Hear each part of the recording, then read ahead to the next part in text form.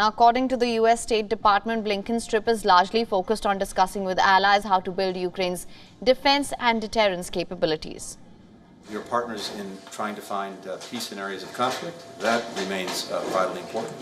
And again, here in Europe, the solidarity that we have shown with other European partners in defense of Ukraine and against the Russian aggression, I think has been absolutely remarkable.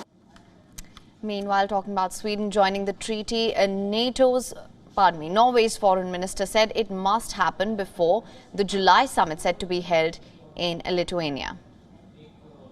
Several times when I had a meeting with the Turkish foreign minister, he can unfortunately not come to this meeting because there is going to be an opening session of the Turkish parliament on Thursday. But I have raised this several times.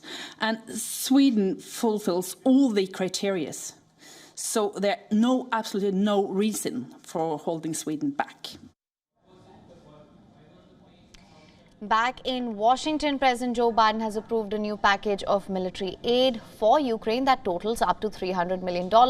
It includes additional munitions for drones and an array of other weapons.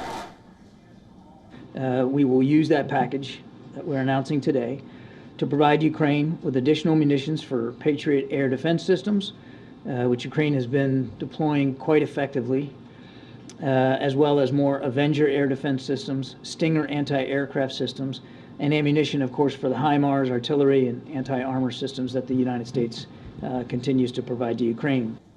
Now, this comes in the light of French President Emmanuel Macron, who is on a visit to Slovakia, urging NATO to provide tangible security guarantees for Ukraine. And he also spoke about the possibility of peace in the coming months.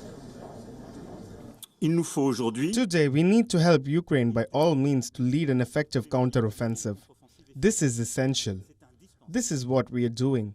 We must intensify it, because what is at stake in the coming months is the very possibility of a chosen and therefore lasting peace. However, the French president expressed doubts about whether there will be consensus on Ukraine joining NATO. Now, for more on this, our principal diplomatic correspondent Siddhant Sipal has sent us this report from Oslo. Listen in. The two-day informal NATO foreign ministers meeting is underway here in Oslo, Norway. Now, we know that while the first day was all about protocol, it's the second day where the focus will be on deliverables as NATO foreign ministers discuss some of the key worries in the region, that is Russia-Ukraine conflict, its fallout on European security. Now, essentially, when it comes to the entire meeting, the gamut of conversation that is going to take place, focus will also be on the expansion of the grouping, Sweden becoming a new member of this grouping, while there are countries, the NATO member countries, who are keen that Sweden becomes the member of the grouping. Countries like Turkey and Hungary are not keen, and there has been resistance by them. Now, focus will be on how there can be a change in position, especially when it comes to Erdogan's re-election. So that, of course, remains a topic of discussion, but whether it's Kosovo or whether it is other issues like the situation in the Indo-Pacific, they also remain an important part of the conversations that takes place here in